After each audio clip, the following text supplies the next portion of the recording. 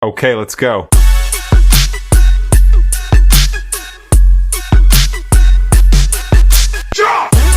You know, most people fail, and it's not because they aren't talented or because they miss out on some big opportunity.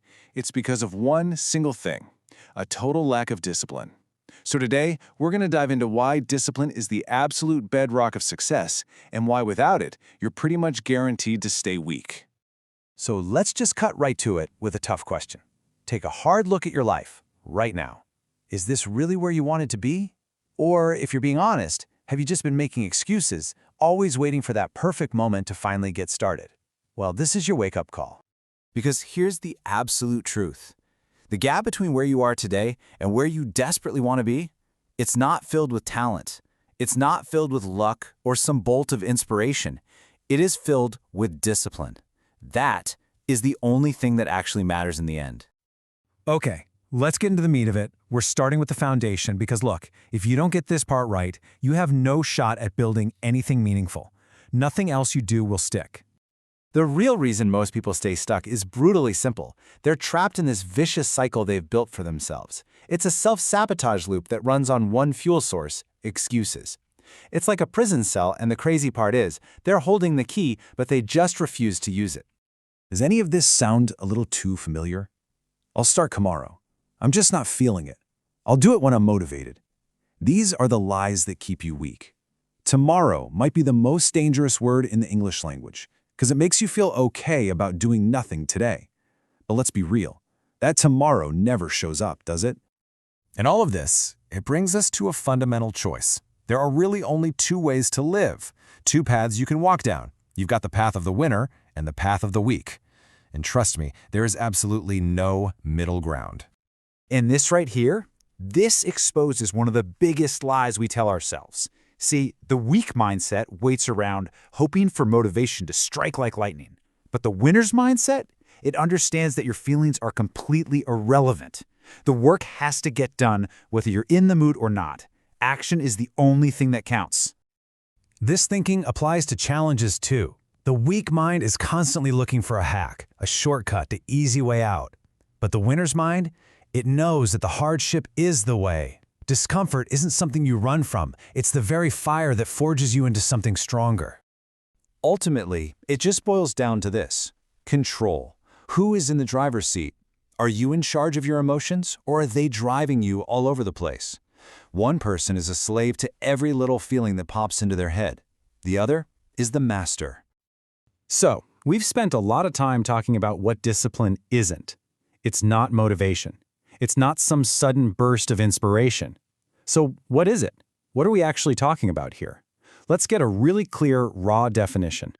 And there it is. It's not about passion. It's not about enjoyment. It's about necessity. It's about understanding that the pain of doing the work right now is temporary, but the soul-crushing pain of regret, of failure, that lasts a lifetime. You do it because you have to.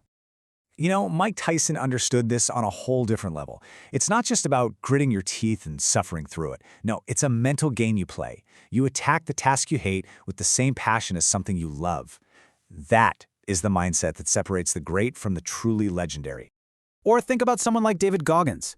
His entire life is a testament to this idea. He wasn't out there running because it felt good. He was running to destroy the weak, soft person he used to be. His discipline was fueled by an absolute, violent refusal to accept being average.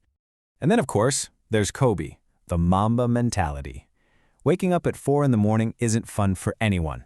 He didn't do it because the sound of his alarm filled him with joy. He did it because he had one goal: to be completely, utterly unstoppable.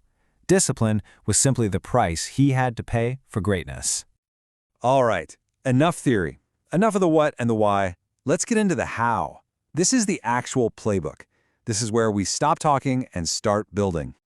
And I mean right now. Not tomorrow, not when you feel like it.